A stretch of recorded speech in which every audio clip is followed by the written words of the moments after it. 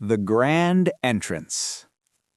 The crystal chandeliers of the Manhattan Grand Ballroom cast a golden glow over the sea of designer gowns and tailored tuxedos that filled the space below. And Ethan Cole stood at the entrance with Olivia draped on his arm like a trophy he had won through sheer determination and cunning business deals that had made him the talk of New York City's elite circles for the past 3 years now. And tonight was supposed to be his crowning moment as the host of the most exclusive charity gala of the season, where everyone who mattered would see him as the successful, self-made businessman he claimed to be. Olivia's red dress clung to her figure in a way that demanded attention, and she knew it, too, as she smiled at the photographers who rushed forward to capture their arrival while Ethan's hand rested possessively on the small of her back, guiding her through the crowd with the confidence of a man who believed he had everything under control and nothing to fear from the whispers that followed in their wake.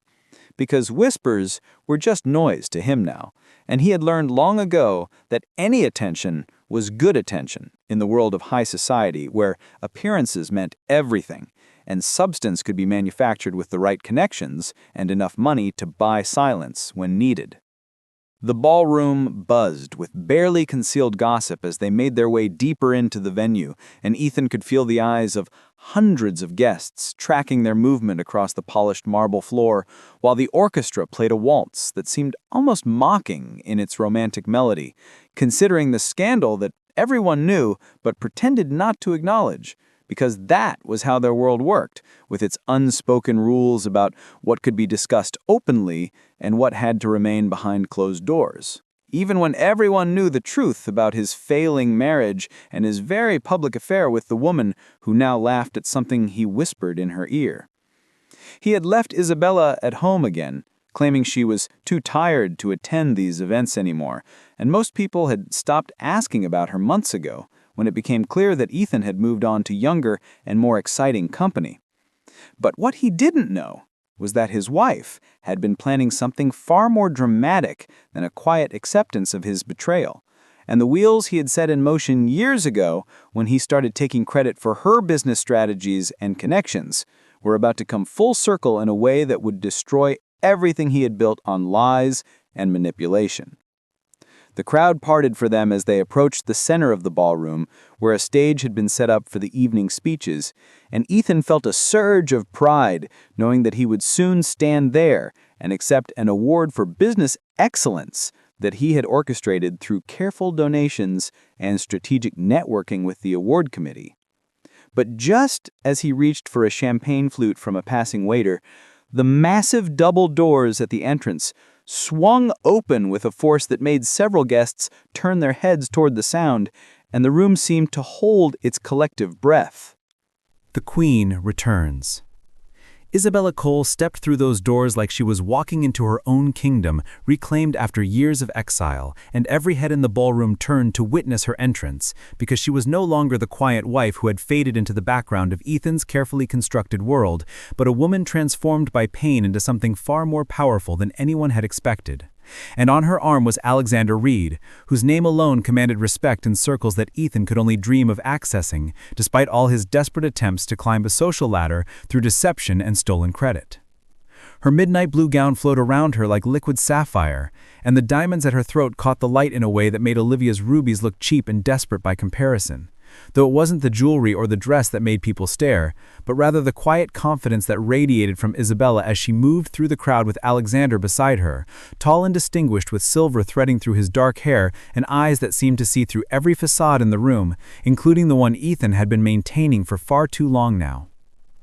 Ethan felt his champagne flute slip slightly in his suddenly sweaty palm as he watched his wife glide across the ballroom floor, and he could see Olivia's grip tighten on his arm as she too realized that something had shifted in the atmosphere of the evening, because Isabella wasn't supposed to be here, and she certainly wasn't supposed to look like that, so poised and powerful and completely unbothered by the presence of her husband's mistress just 20 feet away, while the guests who had been whispering about the scandal moments before now fell into a stunned silence that felt louder than any accusation. Alexander Reed was a name that made board members nervous and competitors reconsider their strategies, because his business empire stretched across continents and his word could make or break companies with a single phone call to the right people in the right positions of power. And yet here he was escorting Isabella Cole as if she were the most important person in the room, which she was beginning to realize she might actually be, as pieces of a puzzle she hadn't known existed started falling into place in Ethan's panicked mind. The whispers started again, but this time they weren't about Ethan and his mistress, but about Isabella and her mysterious companion, and how radiant she looked after months of absence from the social scene that had once been her domain before Ethan had systematically pushed her out of the spotlight, claiming she preferred privacy, when the truth was he needed her invisible so he could take credit for the brilliant business strategies and connections she had brought to their marriage 7 years ago when he had been nothing but an ambitious man with more debts than prospects. Isabella's eyes met Ethan's across the crowded room, and in that moment he saw something that made his blood run cold, because it wasn't anger or hurt or even betrayal, but rather a calm certainty that told him she knew everything and had known for longer than he could have imagined, and whatever was about to happen tonight had been planned with the same meticulous attention to detail that she had once applied to building the foundation of what he now called his business empire, though that claim was about to be challenged in front of everyone who mattered. The unraveling truth. The master of ceremonies appeared on stage, clearly flustered by the unexpected arrival of Alexander Reed and Isabella Cole together, because the evening schedule had been carefully planned, and this development was not part of the script that Ethan had approved weeks ago, when he had paid a substantial sum to ensure that everything would go exactly as he wanted. But now, the man was whispering urgently with someone backstage, while the crowd's attention remained fixed on the two couples who represented opposite sides of a story that was about to be told, whether Ethan liked it or not. Olivia leaned close to Ethan and whispered something urgent in his ear, but he couldn't hear her over the rushing sound of his own pulse because Alexander was now leading Isabella toward the stage and people were stepping aside to let them pass as if they were royalty, while he stood frozen in place, trying to calculate how much damage control he would need to do after tonight and whether his lawyers could stop whatever was about to happen, though deep down he already knew the answer was no, because Alexander Reed didn't make moves without ensuring victory first. The orchestra had stopped playing and the silence in the ballroom was absolute, as Alexander helped Isabella onto the stage with a gentleness that spoke of genuine care rather than mere courtesy, and she accepted the microphone from the confused master of ceremonies with a smile that held more power than Ethan had ever possessed, even in his most triumphant moments, because hers was earned through years of quiet strength and strategic patience, while his had always been borrowed from her brilliance and passed off as his own achievement.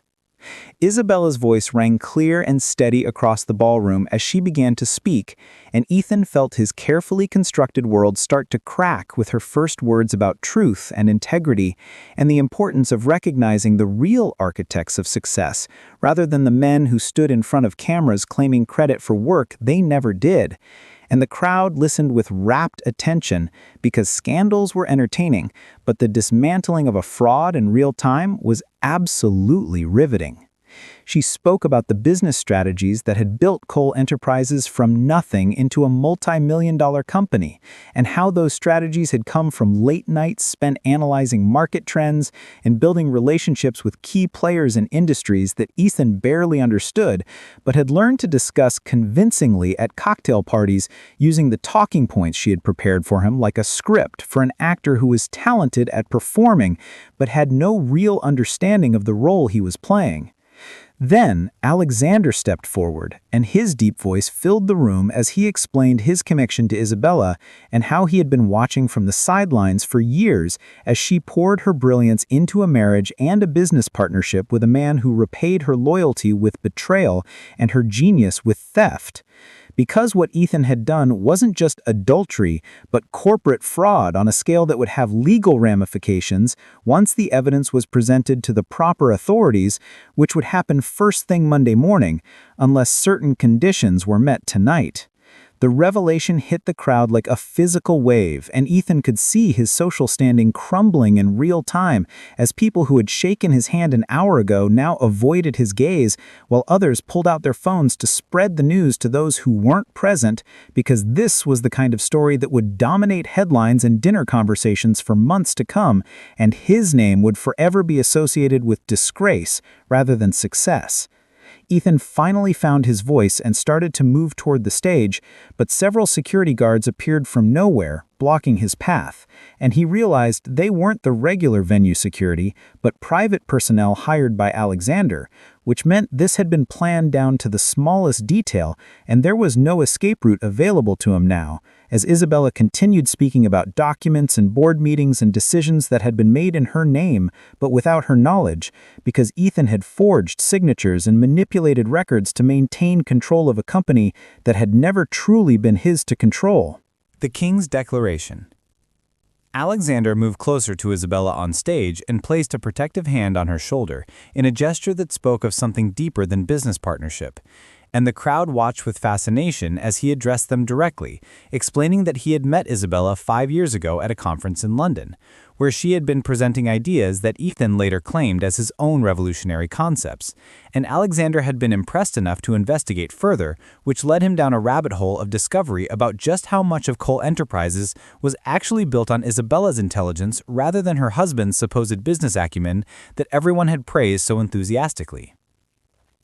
He revealed that Isabella owned 49% of Cole Enterprises through a prenuptial agreement that Ethan had tried repeatedly to nullify through various legal maneuvers that Alexander's team of lawyers had quietly blocked each time, because they had been preparing for this moment for over 2 years now, gathering evidence and building a case that would stand up in any court should Ethan choose to fight what was about to happen next, though fighting would only make his inevitable downfall more public and more painful than it needed to be. The documents Alexander held up showed bank records and email exchanges and board meeting minutes that proved Isabella had been the strategic mind behind every major decision that had made Cole Enterprises profitable, while Ethan had been the charming face who took clients to expensive dinners and golf outings, using company money to fund a lifestyle that included maintaining an apartment for Olivia in Tribeca that cost more per month than most people earned in a year. And the crowd gasped at the specific numbers being revealed because even among the wealthy, excess had its limits.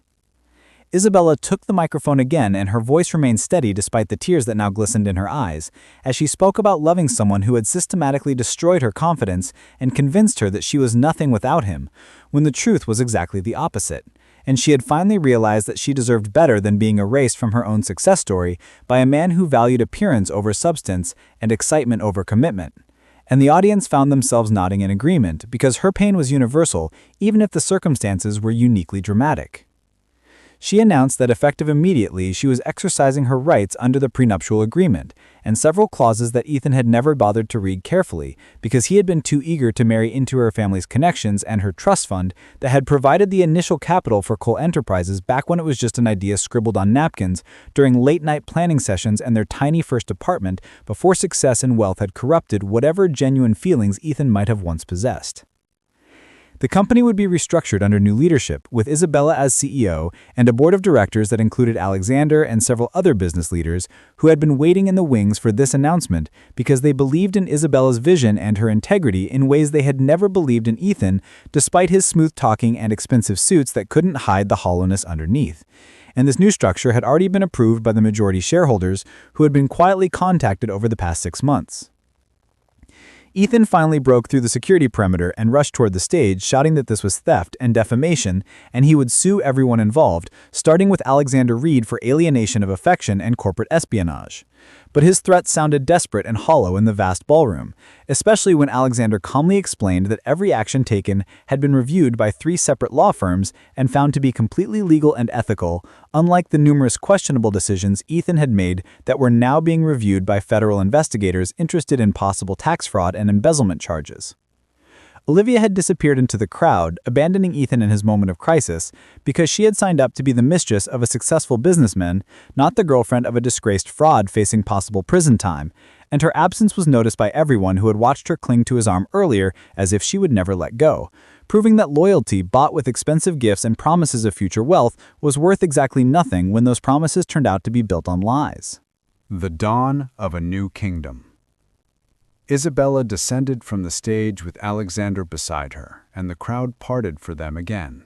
But this time it felt different, because they weren't just making an entrance but claiming territory that had always rightfully belonged to Isabella, even when she had been too blinded by love and misplaced trust to recognize her own power and worth in a marriage that had become a prison disguised as a partnership between equals who were never actually equal because one had been draining the life and brilliance from the other for years.